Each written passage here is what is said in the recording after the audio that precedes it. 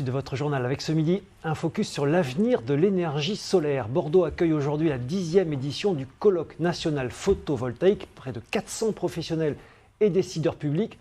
Tout cela dans un contexte particulier de baisse des aides publiques pour les particuliers qui installent des panneaux sur leur toit.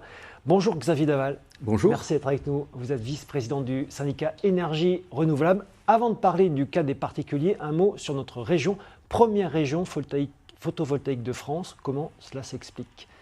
D'abord parce que Nouvelle-Aquitaine, c'est la plus grande région de France. En fait, le solaire est une énergie à basse densité, donc il faut de la surface pour le déployer. Quand on est la plus grande région, on peut éventuellement être la plus grande région d'accueil. Petite précision, le photovoltaïque, ça produit 12% de la consommation de la région, alors qu'au niveau national, on est à 5%. Donc la région est en avance. D'accord. Je le disais, pour les particuliers, le gouvernement va réduire le soutien aux petites installations sur les maisons ou les parkings notamment pour recentrer les aides sur l'autoconsommation. Avant d'en parler, explication et réaction avec Sophie Piard. Delphine Bazin a fait poser ses panneaux photovoltaïques il y a 1 an pour faire des économies et grâce à des aides publiques.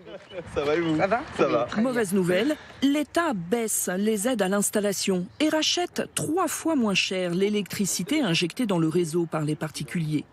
Le kilowattheure passe de 13 à 4 centimes. Pas sûr qu'aujourd'hui elle se serait lancée. Ça, je trouve ça complètement idiot. Enfin bon, ça c'est mon avis. 4 centimes, c'est sûr que ça n'encourage pas. Ça peut être un frein dans la tête des gens. Les nouvelles installations seront donc moins rentables. De quoi inquiéter toute une filière, jusqu'ici en première ligne dans la transition écologique. Ce professionnel le sait, il va devoir serrer ses prix. Le client est en train de réfléchir pour voir si c'était toujours rentable pour lui d'avoir une installation solaire. Il se pose les questions à juste titre. L'objectif, c'est quand même que ce soit rentable. S'il faut prendre 15 ans pour rentabiliser une installation solaire, personne ne le fait. Le solaire serait-il victime de son succès ?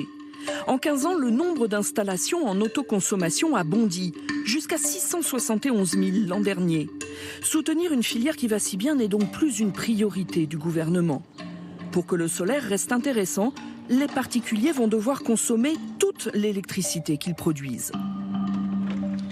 De plus en plus, en fait, les particuliers ne vont pas s'équiper juste d'une installation solaire, mais en fait d'une installation solaire et d'un système qui permet d'optimiser son autoconsommation, donc avec du pilotage des équipements, avec du suivi et parfois avec des batteries. Des batteries encore rares. Pour le moment, seuls 5% des ménages français en sont équipés. Xavier Daval, la filière photovoltaïque a été lâchée par le gouvernement ? On dirait, oui, en plein essor, c'est terrible, mais actuellement, sans doute un gouvernement exsangue et qui n'a plus d'argent cherche partout à briser une dynamique, parce qu'aujourd'hui, c'est 70 000 personnes qui travaillent directement ou indirectement dans cette filière et qui ont été le relais, je dirais, d'un immobilier ou d'une construction qui était à l'arrêt. Donc, si on arrête aussi le photovoltaïque, il y aura des conséquences économiques. On le disait, un peu plus de 5,5% à peu près 5,5% de notre électricité provient du solaire en France. On est loin de la moyenne européenne. On est très loin de la moyenne européenne qui est plutôt à 15%. On le voit bien, sauf, comme je le disais, la région Nouvelle-Aquitaine, ouais, où avec vous 12%, vous êtes le meilleur élève de la classe. C'est quoi les freins encore aujourd'hui pour arriver à la moyenne européenne ? Les freins, ça serait d'arrêter d'avoir peur du photovoltaïque. Aujourd'hui, je pense qu'on entretient une ambiance qui est assez négative autour du solaire, alors qu'en vérité, c'est le vecteur énergétique du 21e siècle. Ça va arriver dans des proportions qui sont énormes. Toutes les agences internationales prédisent qu'à horizon 2050, c'est le premier vecteur énergétique du monde. Ça veut dire que cette aventure solaire, la France devrait la chevaucher pour la dompter, au lieu de la retenir et de l'essayer de la garder à l'écurie. En fait, il y a du lobby nucléaire dans tout cela, un peu ?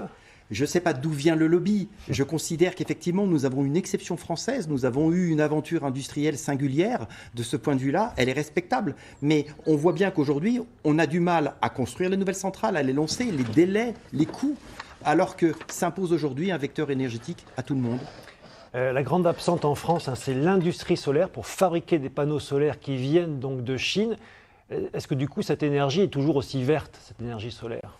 Alors, avant de parler de verdure, je dirais que pour répondre à ce point, on est entre la poule et l'œuf. C'est-à-dire que si la France, qui n'a jamais voulu afficher un marché important et significatif, avec de la visibilité, comment peut-on attirer des industriels?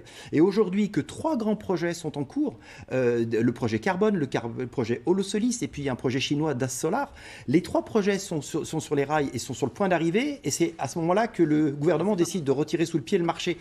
Il y a beaucoup d'incohérences. Merci Xavier Laval, vice-président du syndicat Énergie Renouvelable. La 10e édition donc, du colloque national photovoltaïque se tient jusqu'à ce soir au Palais de la Bourse à Bordeaux.